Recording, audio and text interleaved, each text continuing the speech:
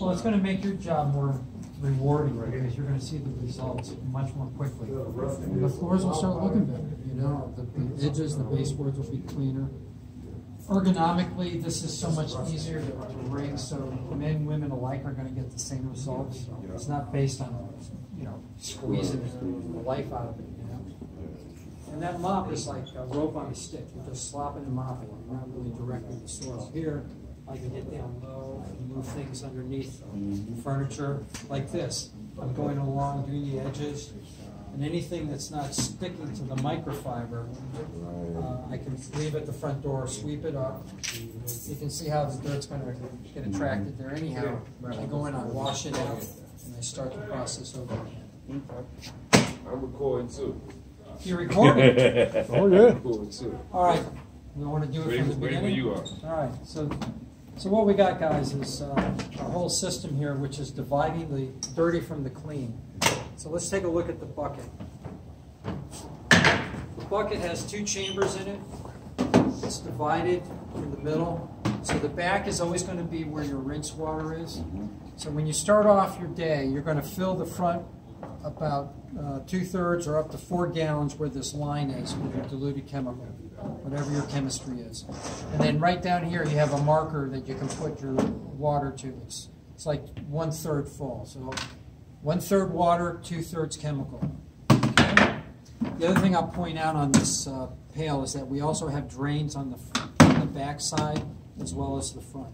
So for those folks that do have floor drains, you can kind of lift it over, get it to drain. You don't have to lift and haul and dump chemical all over the place. So this is a wringer that's got a hole in the bottom, okay, and that's for a specific reason. It just lines up in these slots in the back, and it's secured and supported by these supports in the front. This is called a roller wringer, and this is used in conjunction only with flat mops. You don't put string mops in here. You get it all jimmied up. So what we have in this setup is we have a quick release tab on the bottom. You tap it, and the mop folds in half. And I'm going to show you how this mop goes on. You have a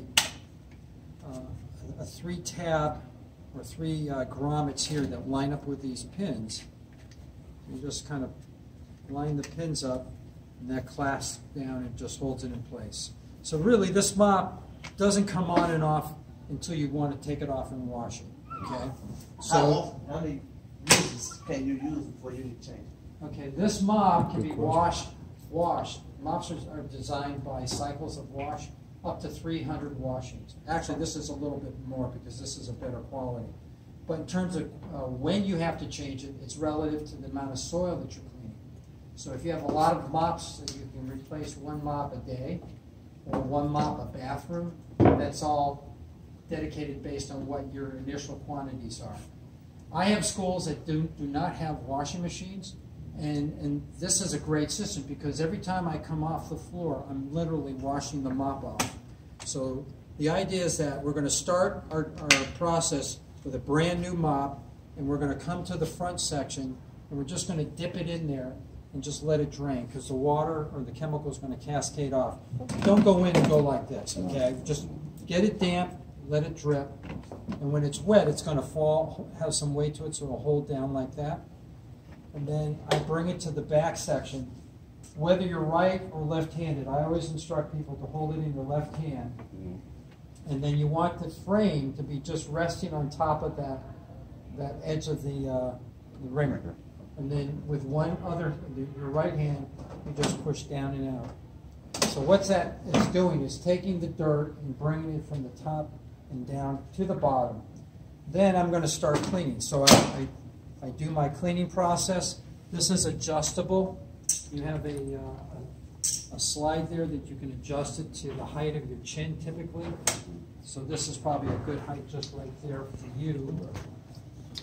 Let's just lock that down.